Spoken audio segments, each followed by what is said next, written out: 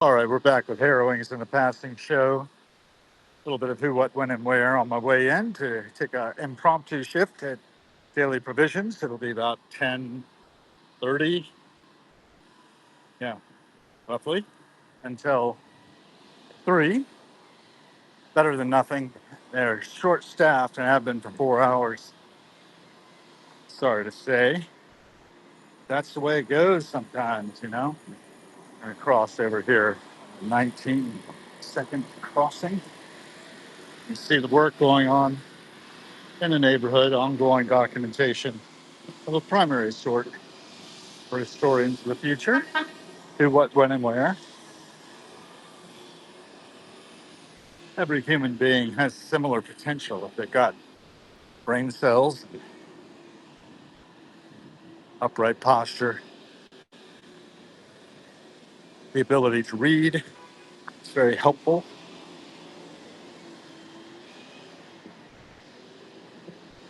It's all part of a piece. History unfolding. Think a lot about Hegel in the spirit of history.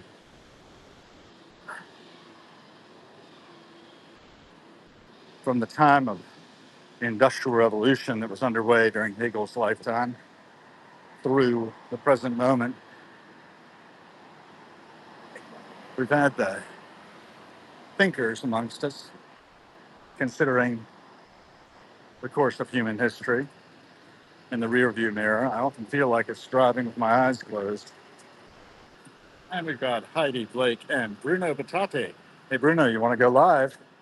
I'd be happy to have you along for the ride. You've done it before. Mickey's here. Arizona, Mickey? Is that right? Anyway, let me know. Just write it into the chat. Hello, Bruno. I understand you're going live tomorrow with our mutual friend, the Everyday Junglist, if I'm not mistaken. And Mickey out in Arizona. Yep. Bruno in Italy. I forget exactly where you are in Italy, but um, it's always good to be able to show what's happening here in Washington, D.C. to all of y'all coming and going. If you followed Connecticut Avenue all the way down, you'd run into the White House into Lafayette Square, the monument to Baron von Steuben. Today, yeah, well, I could go live just right now. You're 100 kilometers north of Rome. Yeah, you can go live. Okay, let's invite you. Just for a minute or two because I've got to go to work. And I'll be on for a while. Let's see, where's the invite? I just hit you like that, and then go like that. And we're waiting for you to join. We had Charlotte Del Signore earlier, who's my coach, my career coach. And what I ended up doing is working at Daily Provisions. So, I don't know. Hi, Bruno. Good So afternoon. let me let you introduce yourself to everybody on the passing show here. Who are Me? you? Well, me, I am, what am I? A writer. I am a writer. Yeah, and you're What more else do than you want that. me to say? Yeah, I am the phoenix bird. I have reinvented myself many times. I love that. I've reinvented myself a few times too, as you may already know. It's like a required characteristics for the times we live. I think so. It's a good skill to have. It So is a very good skill. Yes, I agree. It's just gotten a little bit more difficult now. It used to be easier to reinvent yourself before. that is true. I mean, I moved to Denmark and became a web software technical writer with really no experience in it, just the belief that I could do it. And that, Okay, that well, was since fun. since we have since I don't know how to turn the camera, but okay, this is where I live in front of this tower in the Italian countryside. Oh, lovely. Look at that. Yeah, it's a very little village, and I live in the castle that is above of the village. And you had lived in Chile, right, before? Yes, I am half Chilean, half Italian. I lived in Chile for a period, and I also lived in Berlin for a period. Berlin. Yes. I love Berlin. I have only been there briefly when I was coming out of the Goethe Institute down in Yes. Bavaria. I went up to I Berlin to I stay went. with a friend. Go ahead. I went through COVID in Germany, so it was quite a challenge. I'm sure. So, you are also, is it right that the Everyday Junglist told me you were a filmmaker as well at some point? Yes, I was a film producer for 20 years, and I made 20 feature films, like one per 20 year. feet, 20 feature films. That's fantastic. One per year, like Woody Allen. What kind of feature Yeah, films were they? yeah, Tell nice me about your favorite or most famous film. that I made. Yeah. Competing with you Americans is impossible. So anything that we would do would never be famous or recognized. But my films were in film festivals, in Okay. Cannes, in Sundance, and things like that. So I had two films in Sundance in competition. And the second one I had is called The Future, Il Futuro. El And it is Futuro. it is ba- it is based on a book by a very famous Chilean writer called Roberto Bolaño, and it is a film about immigration, and it is also about the future of Europe. And it was a very complicated film to do, because we shot in Köln in Germany, and we shot in Chile, and we shot in Rome. So it was a very complex four country co-production, and I was very satisfied with the result. But it was a very complicated film to do. So that would be a good pick, Il Futuro, which I think is currently available in some platforms in the United States. It got distribution in the States. This is why I mentioned it. Well, that's great. I want to look at that because I want to see what the future holds. I'm convinced we're creating it. Yeah, I know. You have this Vision, this belief. this delusion. Yeah, I don't know. I don't know if I'm delusional or not, but you can see here on the street the architecture around me. Most of it built at a time when everybody who was there then is gone now. I think about that a lot, the brief nature of life and how those who have gone before, creating this world I'm walking through, are no longer here, but they were my ancestors, so to speak. And I'd like to be a good ancestor if I can be for the generations coming after. So I have that belief. What else do I want to talk to you about? Um, well, how we met. Was it the first time you met us when Dan and I were on together going to the airport? Was that the Yeah, first time? yeah. You you love to come back to this story. Yeah, it's when you were walking around Dulles Airport, and I said, "Why is this guy walking around an airport?" No good reason, actually, just because I thought it was interesting to see all the people who were coming together and going apart, probably the closest they would ever get to each other, and kind of oblivious to each other. And they're all going different places on the globe. And there's this kind of like, it's like a train station too, or I don't know. You probably, being a filmmaker, you're probably familiar with things like Wings of Desire, right? Yeah, of course. Himmel über Berlin. You Yeah, know, of I course. think of I think The of band. myself in those terms. You know, of being like this flaneur, this guy just walking along, picking up little vibes of what's going on, and reporting out on it kind of benignly without any real, um, judgment. Just saying, Um, well, there it is. it is a very important film, I would say, in the history of cinema, and it's probably one of the best by Wenders. And yeah, there is this reflection about roaming around life with your thoughts and yourself, but also surrounded by angels that are sort of trying to push you in the right direction. Yeah, and then pushing themselves into life because they get so frustrated. Yeah, they get so frustrated that in the end they say, "Okay, let's try life." Let's go out there and live a life. Yeah, and he falls in love with the trapeze artist. I love that part, and just the lives that those people actually led. I've watched some documentaries on the making of it and of the sequel. Did you see the sequel? Far Yes, Away and I So saw the, Close. I saw the sequel, and I saw the documentary also. Yes. It was kind of unsatisfying, I thought, the sequel in some ways, particularly the ending. It was a little contrived, sort of lost the thread, I felt. But You mean Far Away So Close? yeah, that one. What did you think? No, I thought it was quite a good idea, but that those films are on the period in which Wenders was in his peak of international co-production, and he was doing very complicated films. So the first thing I would point out is that they were very difficult films to make, and he actually made that one, Far Away So Close, and he immediately did Until the End of the World, which is also an incredible 11 country co-production with shootings in 12 different countries, and Amazing. they all point to your same subject, which is roaming around the world and thinking about the future. How do we build the future together if we're together? Right. I think that's a big if. The divisions between people. But when I get to, going back to the fact I was in Berlin because I've been in the Goethe Institute to get my German skills up to snuff because I was going back to graduate school and I was going to be teaching German at the University of Pittsburgh the following semester.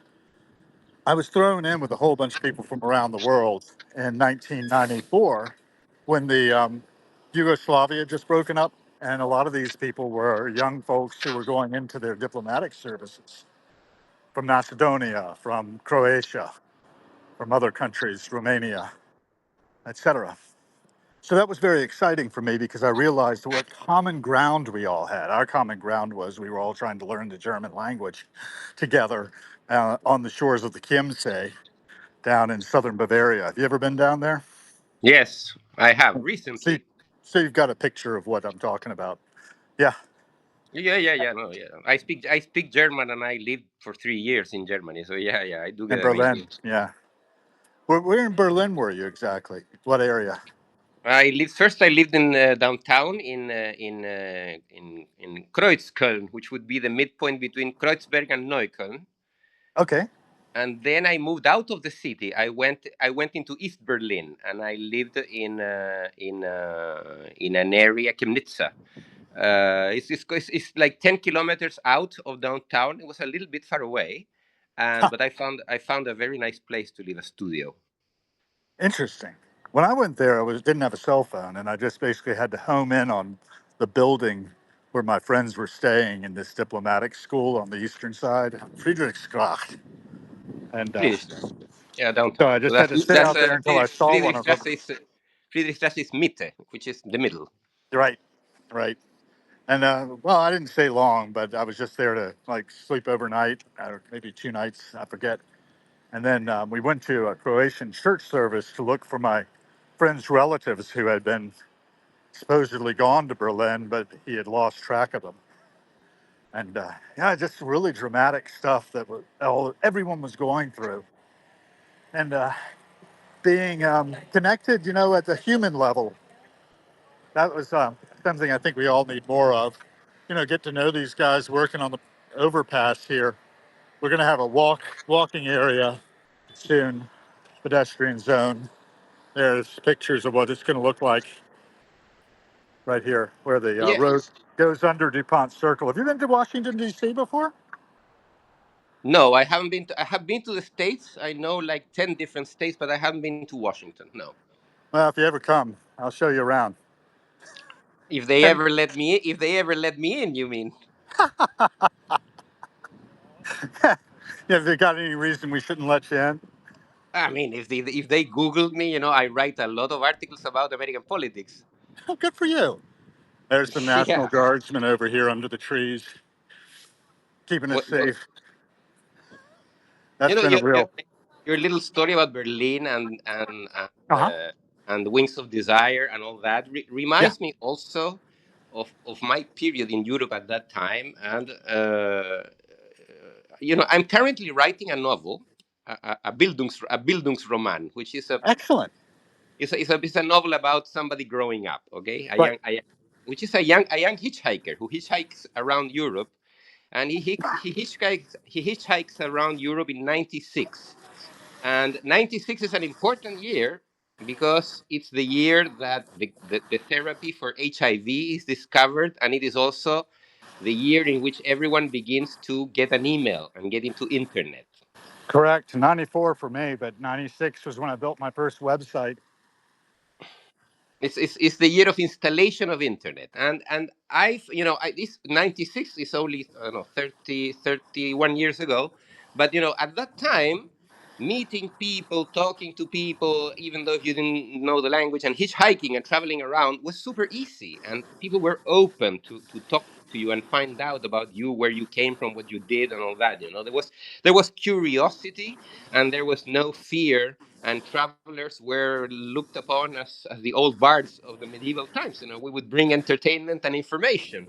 And so the trip was actually very satisfying. But just a couple of years later, when I mean just 10 years later, when people began having cell phones and internet and all that, now today hitchhiking is impossible, and nobody's interested about you because they can find the information on the cell phone.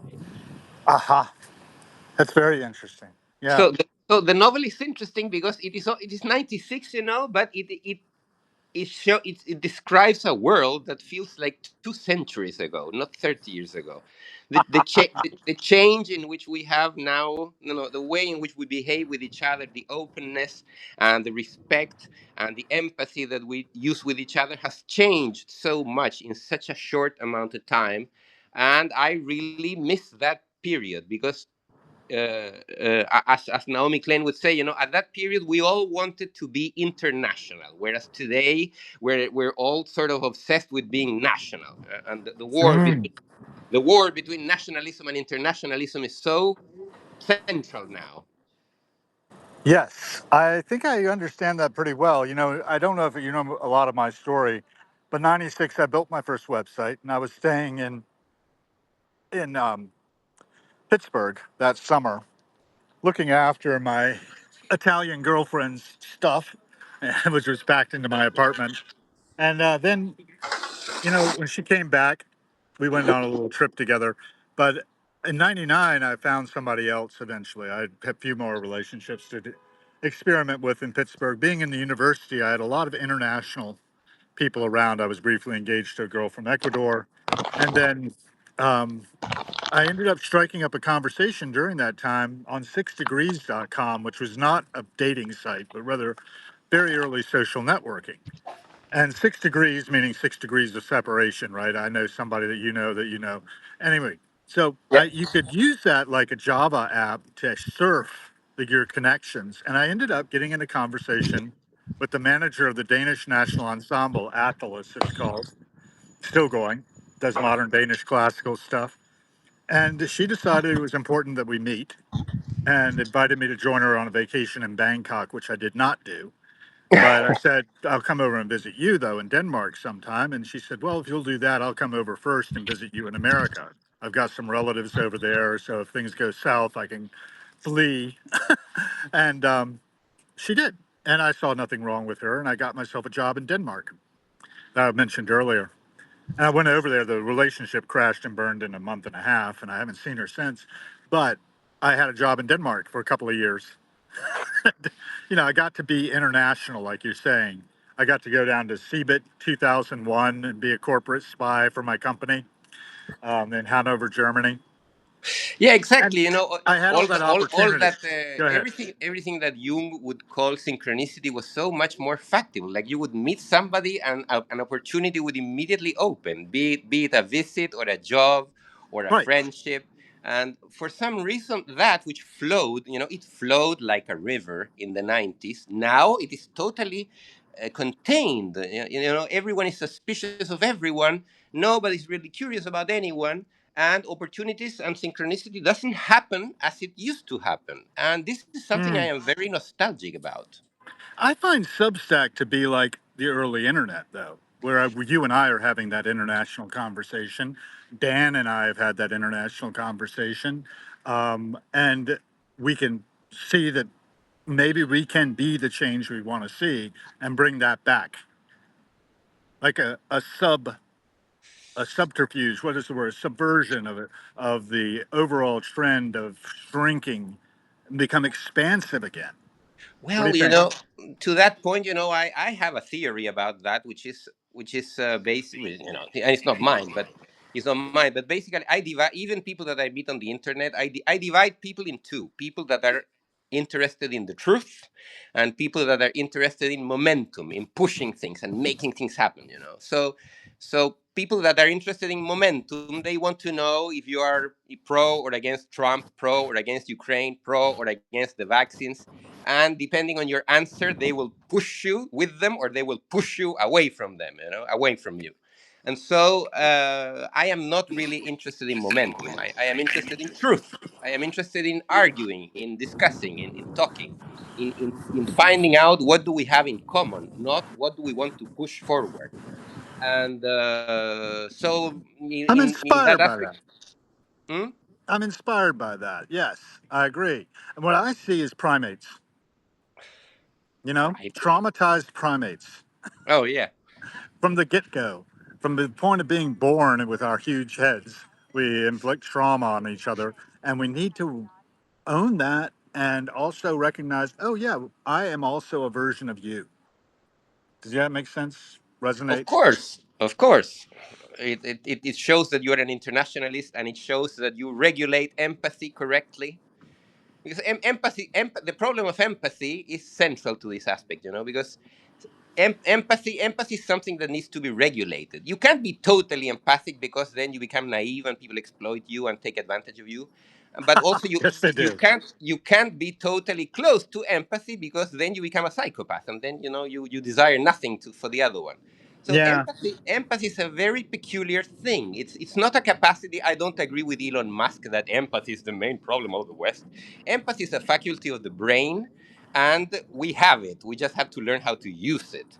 And curiously enough, the more I watch it's funny that you say the primate because it sounds like the animals are inferior. And to my point of view, animals regulate empathy much better than we do. Well, they stay in harmony with their environment, and that's another thing I'm really hot on is leveraging our technology to enable the greatest benefit for all life, from the microbes and phages that Dan studies to, us and beyond. There are so many different species on the planet. We are such a brief flash in geological time, and our lifespans are even briefer. So we are time binders, though. So I think a lot about Korzybski and time binding. If you're familiar with that concept, and Korzybski, who was, an inspirer of Robert Anton Wilson, Aha, yes. and Robert Anton Wilson sort of nails it, left, right, and center for me, along with Terence McKenna, who I was talking to Sue Cawthorn about over in England not too long back. Um, and we've got these minds. We've been shown the way by some of our visionaries. And if we can get all of us to wake up and be aware, and that's where Gurdjieff comes in for me. You remember G.I. Gurdjieff and the Fourth Way? Yes, yes, of course, yes. Yeah. Yes, of course. In your case, yes, of course. But how many people around us in this place, if you were to survey them, have ever heard of the Fourth Way or know anything about it? Maybe a lot, but I doubt it. And we're living our lives in a robotic state, sort of unaware, unawake, and while the angels might be observing us and like in Far Away So Close or Wings of Desire, it's up to us to take actions. And the actions are all that matter. It isn't what we believe or think or feel, it's what we do and what we don't do and the impacts of what we do. I think about that a lot, about the harm I've created by choices I make when I go to the grocery store, versus going to the market that I sometimes walk through here and buying local and all the supply chain impacts. That's one of the reasons I'm working at Daily Provisions. I want to study my own company and how it's, the eggs, where are they coming from? Yeah, yeah, yeah. Of course, How are the chickens' lives?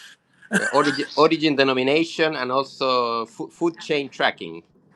All that. And we've got the technology to really get a handle on it sooner Well, rather than later.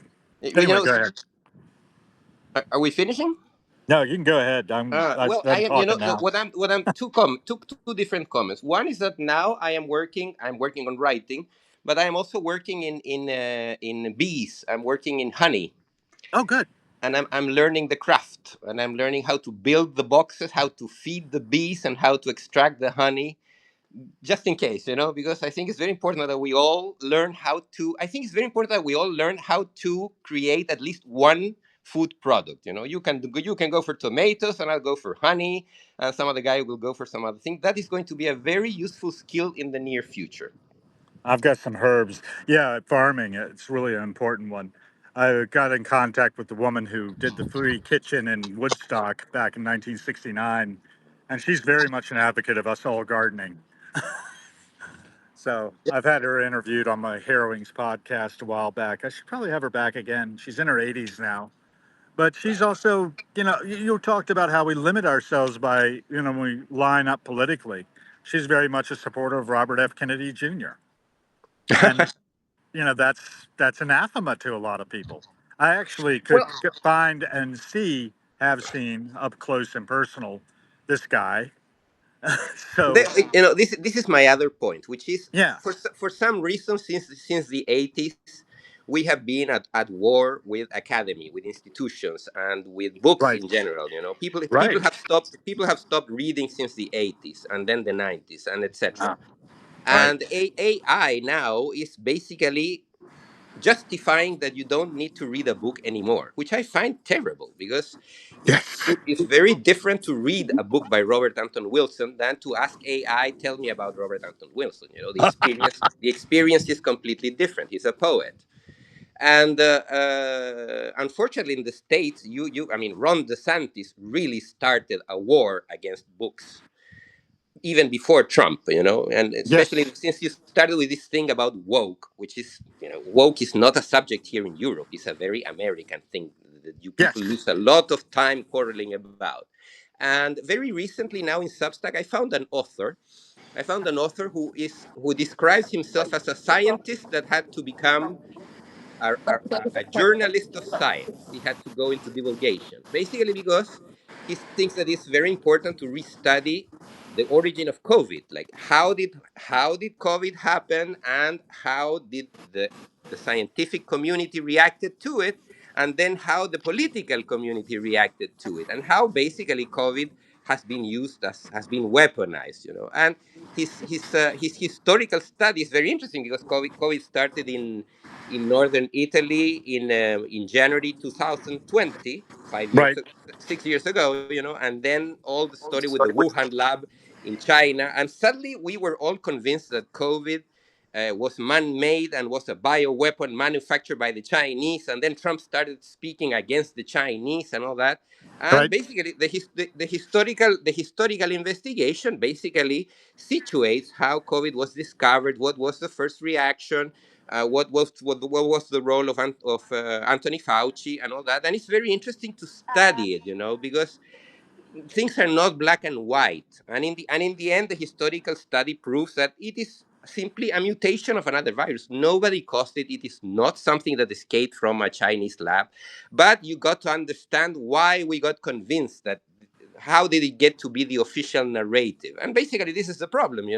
Do you argue and investigate so that you find the correct narrative, or do you go for momentum and you just jump on the first boat that carries the biggest momentum, be it Robert F. Kennedy Jr. and his anti-vaccine policy, or be it Trump against the Chinese, or be the AI race, and all that. There's a problem with perception and narrative today. And I would say the only way to fix it, for the moment, the only way to fix it is to read books instead of asking AI. That's correct. And also to have conversations with each other in which we wake each other up in a positive way, not in a woke way necessarily or an unwoke way. I try to stay out of that kind of mix myself, but when you stay out of it, you're also erring on the side of apathy. And apathy is worse, I think, in a lot of ways. I think that's a lot of what people are overwhelmed in their nervous systems. So they shut down and they don't engage and they just are letting the train go down the tracks toward the inevitable. I don't want to see the whole thing go over the edge, but in a lot of ways, I'm also sitting here in Washington, D.C., so I can have an eye up close on the geopolitical scenario. We just had Netanyahu in town. Couldn't drive my wife to work the right way because he was over there talking to Trump. And I don't know. This is just weird to me to be so close to it all. And like I said, I haven't talked to him, but I've seen Robert F. Kennedy Jr. up close and personal. I know where he lives. Um, and I know a lot of people who are interfaced with him a lot. I don't know. It's they all put I their don't pants on one leg at a time, but there's this issue of people view money. as being so important. I've noticed, for instance, in some of my friends who are less famous, that they get a certain degree of cachet out of people believing that they're well off financially. I could give a crap, but apparently people really do. That really affects how they view others. And I wish we could get away from that. I've got to get into work actually now because they are short staffed today. So that's where I was heading when we started up.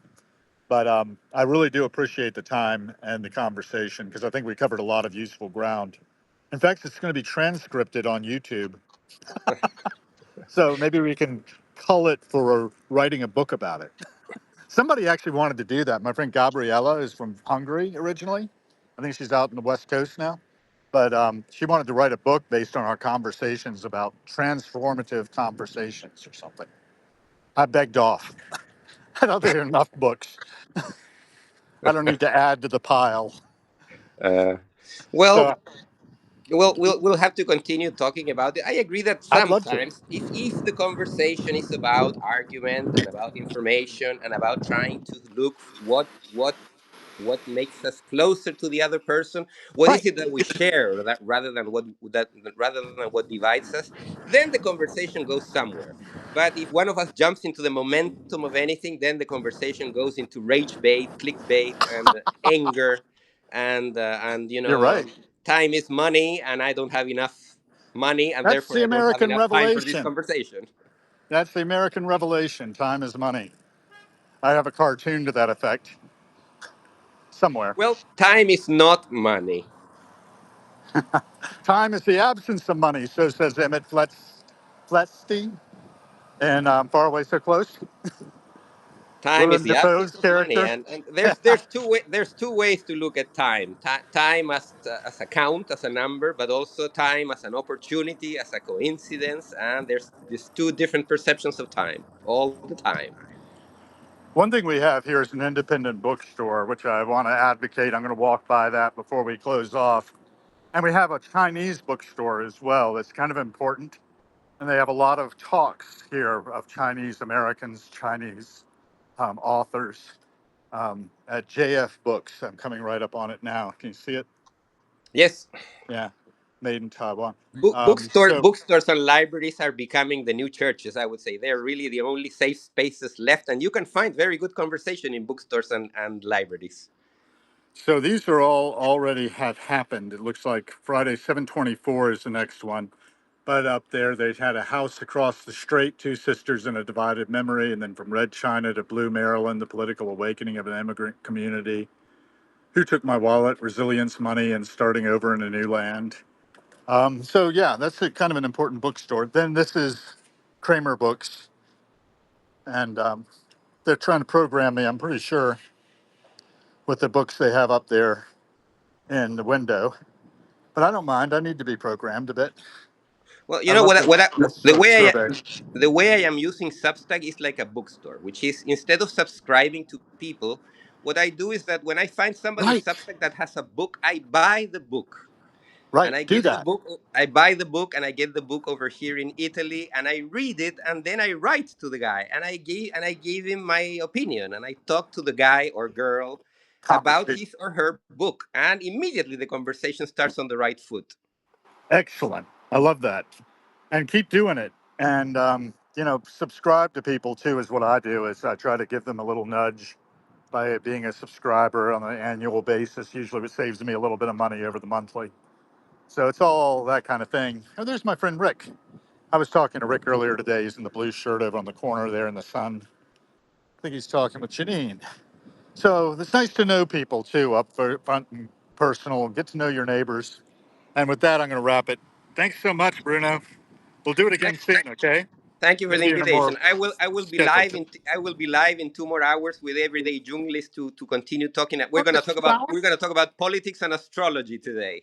Okay, I thought that was on Thursday. Okay, No, very good. it's today in 2 more hours. Very good. Glad to hear it. I may be on later with you guys on Friday. I think he's thinking of doing a. If it's Thursday, that'd be even better. But tomorrow, that is, that we could do the trio thing again. I'll let you go. Out here. Okay, I'm available. See you. Bye. Bye.